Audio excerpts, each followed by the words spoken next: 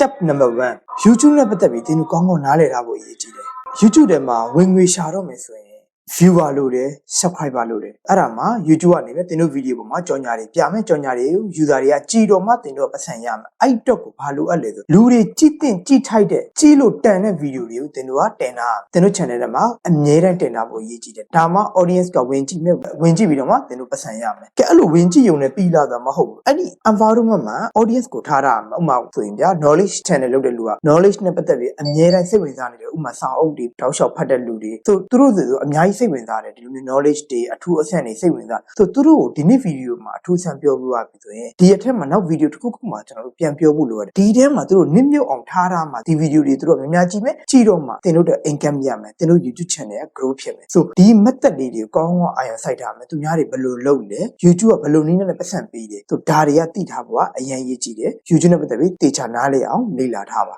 YouTube မှာရေရှည်လမ်းလျှောက်ဖို့အတွက်ကိုဗီဒီယိုတင်ရုံနဲ့လုံလောက်လာဆိုတော့မဟုတ်ဘူးနောက်တစ်ခုဘာအရေးကြီးလဲဆိုတော့သူရဲ့ look ဗီဒီယိုထက်ဆိုင်ဘာထပ်ပြီးအရေးကြီးလဲဆိုတော့သင်တို့ရဲ့ thumbnail ဗီဒီယိုတစ်ခုတည်းဝင်မကြည့်ခင်မှာဒီမှာရှိတဲ့ thumbnail တွေကအရင်ရေးကြည့်တယ်ပြီးတော့သင်တို့ရဲ့ channel ရဲ့ logo တွေပြီးတော့ cover photo တွေဒါတွေကအရင်ရေးကြည့်တယ်ပြီးတော့ description တွေဆိုလူတစ်ယောက်ကဝင်ကြည့်တာနဲ့သင်တို့က professional ကြအလုပ်လုပ်နေတာလားဒါမှယုံကြည်ပြီးတော့မှသင်တို့ပုံမှာ subscribe လုပ်မှာလေ subscribe လုပ်ပြီးသင်တို့ရဲ့ fan follower ဖြစ်လာမှာသင်တို့ရဲ့ influence အောက်ကိုသူတို့ဝင်လာမှာ so influence အောက်ကိုလူတစ်ယောက်ကဝင်လာဖို့ဆိုတာလွယ်နည်းနဲ့ရမှာတော့မဟုတ်ဘူးဗီဒီယိုတစ်ခုတင်နိုင်ရင်ဒီဗီဒီယိုတစ်ခုရဲ့ cover ဖြစ်တဲ့ thumbnail တွေသင်တို့ရဲ့ channel ရဲ့ description တွေ logo တွေဒါသူကနေ့စဉ်နေ့တိုင်းမြင်ရမှာအဲ့ဒါမှပြောရမယ်ဆိုရင်တော့ဥပမာသင်တို့ hotel တစ်ခုသွားတယ်ပေါ့နော် hotel သွားပြီးတော့အဲ့ hotel က share ဟောင်းကြီးဖြစ်ပြီးအဲ့ဒီမှာဝင်လာတဲ့အနံ့နေတယ်စိုးတယ်မပိုးဟတ်တွေတွေ့တယ်တန်ရှင်းတရမှုမရှိဘူးပေါ့နော်အဲ့လို hotel ကိုသင်တို့တစ်ခါပဲသွားမယ်နော်ပြန်သွားမှာမဟုတ်တော့ကဲဝင်လိုက်တယ်နဲ့ luxury ဆန်တယ် hotel သေးပါသေးဘူးဒါပေမဲ့သူ့တွေဝင်လိုက်ကြတဲ့အဲ့ကြိုတာကောင်းတယ် smell တွေကောင်းတယ် look ကောင်းတယ် visual ကောင်းတယ်ဆိုရင်သင်ထပ်ခါအဲ့ hotel ကိုသွားကြလိမ့်မယ်ဒီ method ပါပဲ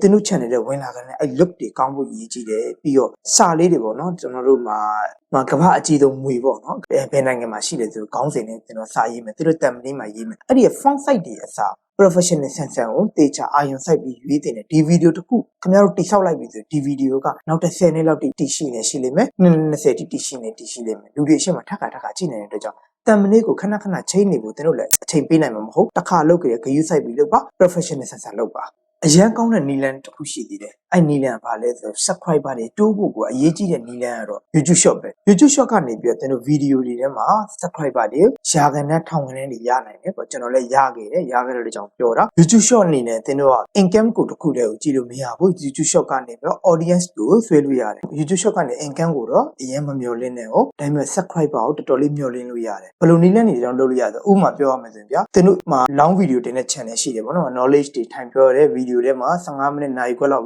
်ဗီဒီယိုတွေထိုင်ပြောတဲ့ topic တွေပေါ့နော်ရွှေတွင်းတွေးတဲ့ကိစ္စတွေငွေကိစ္စတွေကျွန်တော်ပြောတဲ့ channel တွေကိုဒါမျိုးပြောကြအောင် YouTube short မှာတင်ဖို့ idea ခါလေးတွေခက်လုပ်ပြီးတော့တင်လို့ရတယ်လို့နောက်တစ်ခါကျသင်တို့ဘယ်လို channel ပြောကြအောင်သင်တို့ဘယ်လိုမျိုးလူတွေစိတ်ဝင်စားအောင်ပြောကြအောင်ပြီဒါမျိုးစကားပြောတဲ့ video တွေလုပ်ပြီး YouTube short မှာသွားတင်ကျွန်တော် channel ကို subscribe လုပ်ရင်ခင်ဗျားတို့ဘေးကျွန်တော်ပြောပြတယ်ကျွန်တော် channel က knowledge တွေနဲ့ပတ်သက်ပြီးဘယ်လိုမျိုးပြောပြတယ်ဒါမျိုးတွေစကားလေးပြောပြီးတင်ပေးနေရတယ်အဲ့လိုမပြောဘဲနဲ့ဒီ channel ကိုလာပြီး subscribe လုပ်ပါဒီ channel share မိုက်တယ်ဘာညာတရကပဲပြောနေတယ်ဆိုရင်ဘယ်သူမှလာပြီး subscribe လုပ်မှာမဟုတ်ဘူးသင်တို့ channel ရဲ့ရည်ရွယ်ချက်သင်တို့ channel ကဘာတွေတင်ပေးနေတဲ့လူတွေကိုဘယ်လိုစိတ်ဝင်စားအောင်သင်တို့စကားပြောတဲ့ intro ရဲ့သင်တို့ channel တွေကလောက်ထားတဲ့ video အနေငယ်လေးတွေ short တက်မှာတင်နေသေးတယ်ဆိုရင် subscriber တိုးလာမှာအမှန်ပဲအဲ့ဒီ YouTube short ရဲ့အတားချက်ကဘာရှိလဲဆိုတော့နောက်တစ်ခုကျွန်တော်ထပ်ပြောလိုက်မယ် local ကျွန်တော်မြန်မာနိုင်ငံသားတွေမဟုတ်ဘူးမြန်မာစကားမပြောတဲ့တခြားနိုင်ငံသားတွေတော့မှသင်တို့ရှိမှလာပြီးတော့ subscribe လုပ်နိုင်တယ်ဥပမာပြောမယ်ဆိုရင် YouTube short မှာဆိုရင်ကျွန်တော် background music လေး run ပြီးတော့ဗီဒီယိုလေးတစ်ခုရိုက်မယ်ကြားတွေဆင်းနေကိုတလိမ့်ဆောင်သွားတဲ့အချိန်မှာရိုက်လိုက်မှာအဲ့ရိုက်လိုက်တဲ့ဟာ background music လေးပေးလိုက်မယ်ဆိုရင်တချို့သောဗီဒီယိုလေးက million နဲ့ချီပြီးသွားတယ်ဆိုဗီဒီယို10ခုတင်တစ်ခုလောက်လဲသွားရင်သွားနိုင်တယ်အဲ့လို million နဲ့ချီပြီးသွားတဲ့ viewer အဲ့လောက်သွားပြီဆိုရင် subscriber တွေကတိုးလာတယ်အဲ့သူတို့ကကျတော့ဘာကိုကြိုက်တယ်သင်တို့ YouTube short တွေကိုတောက်လျှောက်ဒါမျိုးအသစ်အဆန်းတွေစိတ်ဝင်စားစရာကောင်းတာတွေသူတို့ကကြိုက်တယ်သူတို့ကသင်တို့စကားပြောတာကိုမလို့ခြင်း background music လေးနဲ့တင်ပေးတာကို language ကသူတို့နားမလည်ဘူးလေနားမလည်တဲ့ကြောင့်သင်တို့က background music နဲ့တင်ပြီးရင် foreigner တွေကို subscriber ဖြစ်အောင်လုပ်လို့ရတဲ့နည်းလမ်းရှိတယ်သူတို့တွေကြည့်တယ်ဆိုရင်သင် YouTube short က income ရပြီဆိုဘာကြောင့်လဲသူတို့ရှိမှာကျတော့ YouTube က ADS တော့ပြတယ်ကိုရီ local မှာကျတော့ ADS မှာပြအောင်ဆိုမြန်မာနိုင်ငံသားကြည့်ရင် income မရဘူး foreigner ကြည့်နော်သင်တို့ income ရမှာဆို foreigner ရဲ့ subscriber ကလည်းတော်တော်လေးအရေးပါတယ်နောက်တစ်ခုကျွန်တော် Facebook မှာ YouTube group တွေတွေ့တယ်ပေါ့နော်မြန်မာ YouTube channel အဲ့လိုမျိုး channel လေးတွေ group လေးတွေ မှာဘာတွေ့ရလဲဆိုတော့တင်တို့ရဲ့ channel လာပေးပါသူတို့ subscribe လုပ်ပြီးမယ်ပြီးတော့သူတို့ channel ကိုတင်တို့ subscribe လုပ်ပဲဒါမျိုးတွေလုံးဝမလုပ်ပါနဲ့ဒါမျိုးတွေလုပ်ပြီးဆိုရင် YouTube ကိုယ်တိုင်ကတင်တို့ကိုတိုင်းတာတစ်ခုရောက်ရင်တင်တို့ account ကို delete လုပ်လိုက်လိမ့်မယ်အချင်းတင်တို့ channel က lost ဖြစ်ရမယ်တချို့ YouTuber တွေပြောတာတွေကျွန်တော်တွေ့တယ်ပေါ့နော်သူပြောတဲ့ပုံစံကကြတော့တင်တို့ကိုနည်းနည်းချင်းဖြည့်ဆည်းပါတဲ့နေလမ်းအောင်သူတို့တင်ပေးတာ application ရှိတယ်အဲ့ application နဲ့ join လိုက်ပါ join ပြီးတော့အဲ့ application ထဲမှာရှိတဲ့တခြား channel တွေကို10ခုကိုတင်ရ subscribe သွားလုပ်တယ်ဆိုရင်တင် channel ကိုလူ10ယောက်က subscribe လာလုပ်မယ်အဲ့လိုမျိုးလုပ်တော့ subscriber သာတိုးရတယ်အဲ့ subscriber တွေကတင်ထားတဲ့ video ကိုအရှေ့ပိုင်းစက္ကန့်20တောင်သူကြည့်ပြီးမှမဟုတ်ဘူး subscribe လုပ်ပြီးမှသူတွားလိုက်တကယ် audience မဟုတ်တဲ့ပုံမှာ YouTube ကကျတော့တင် subscriber တိုးလာအဟုတ်ထင်နေမယ်ဒါပေမဲ့တင် video ကို तू ကမကြည့်တဲ့ပြင်မှာတင်တဲ့ video တွေကို audience ကလက်မခံပါလားဆိုပြီးတင် video တွေလူတကာကိုတမ်းမပြပြီးတော့ YouTube မှာ algorithm အရာကိုတမ်းမပြပြီးတော့မပြပြီးတဲ့နောက်မှာထိခိုက်မှုကတင်တွက်ပဲဆိုဒါမျိုးပြောတဲ့လမ်းစဉ်တွေအနောက်ကိုမလိုက်မိပါဘူးဒီနဲ့ဒါတင်ကိုတင်ဖြတ်နေတာပဲတင်ကိုတင်တန်ကြီးလိုက်တဲ့နီးလန့်ကို तू ကတင်ပြီးတာဆိုဒါမျိုးအနောက်တွေလုံးဝမလိုက်ပါနဲ့ဒါမျိုး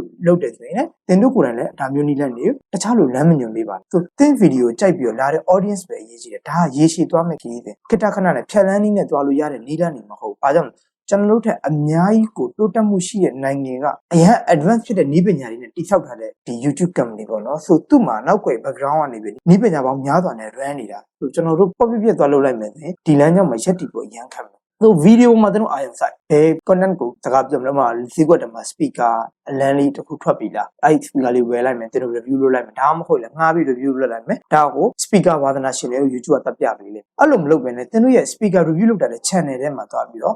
sub to sub ပေါ့နော်တင်ရ subscriber တာလို့ तू က subscriber လာလို့ तू ကတင် video မကြည့်ဘူးဆိုရင်တော့အဲ့ video မှာ viewer မှာတက်ဘူးအဲ့ viewer မှာတက်တော့တင်နောက် video လို့တချင်းချင်းစိတ်တက်ကြပြီတင်ကိုယ်တိုင်လည်းနားပါမယ် YouTube ကလည်းတင်တို့ရဲ့ account ပိတ်လိုက်လိမ့်မယ်ဒီထဲမှာတခုကျွန်တော်နောက်သက် video လုပ်ပြီးမယ် channel name ဘယ်လိုပေးရတယ်ဒါမျိုးတွေပေါ့နော်ဒါကတင်တို့ရဲ့ personal စိုက်တဲ့ပုံစံပေးပါအကုန်လုံး YouTube တော်တော်များကောင်းကောင်းလုပ်ပြီးကျွန်တော်အောင်မြင်တယ်နာမည်ကအရေးပါမှုကတော့အချုပ်ကဏ္ဍပဲရှိမှာပေါ့နော်တချို့တွေနာမည်မလန်းမိမဲ့တော့မှ YouTube ကသူ့ video တွေရဲ့ content တွေကောင်းတော့ viewer တွေလိုက်တယ်ပေါ့နော် viewer လောက်တဲ့သူအောင်မြင်မှုရတယ်ဆိုနာမည်အနောက်ကိုတော့အရင်မလိုက်စီချင်ဘူးတကယ်နာမည်နဲ့ပတ်သက်ပြီးတော့ video တွေကြည့်ချင်တယ်ဆိုရင်တော့ကျွန်တော်ဒီကြားထဲမှာ video သက်လုပ်ပြီးမယ် YouTube channel name ဘယ်လိုပေးရင်ကောင်းအထူးသဖြင့်ကျွန်တော်နည်းပညာ channel ဆိုရင် ID နဲ့ပတ်သက်တဲ့နာမည်လေးတွေပေးတာလူတစ်ယောက်ကရိုက်ပြီးဆိုရင် ID ဆိုပြီးရိုက်မယ် knowledge channel ဆို knowledge ဆိုပြီး search box မှာရိုက်မယ် history ဝါသနာပါတယ်လို့ history ဆိုပြီး search box မှာရိုက်မယ်အဲ့လိုရိုက်လိုက်ကြတဲ့တင်တို့ channel ကသူတို့အရှိန်မှာပြပေးလိမ့်မယ်ဆိုတင်တို့လုပ်မဲ့လုပ်ငန်းစဉ်နဲ့ပတ်သက်ပြီး channel name ကိုထည့်ပေးတာတော့ပိုကောင်းဒါနဲ့ပတ်သက်ပြီးသက် video လာမယ်အဲ့ဒါနောက် video ကိုကြည့်အောင်နောက်တစ်ခုအရင်ရေးကြည့်တဲ့အချက်ကတင်တို့ YouTube မှာအောင်မြင်ခြင်းလဲဆိုရင်တော့ကျွန်တော် channel လေးကို subscribe လုပ်ပေးတာပါဘာကြောင့်လဲဆိုတော့ကျွန်တော်က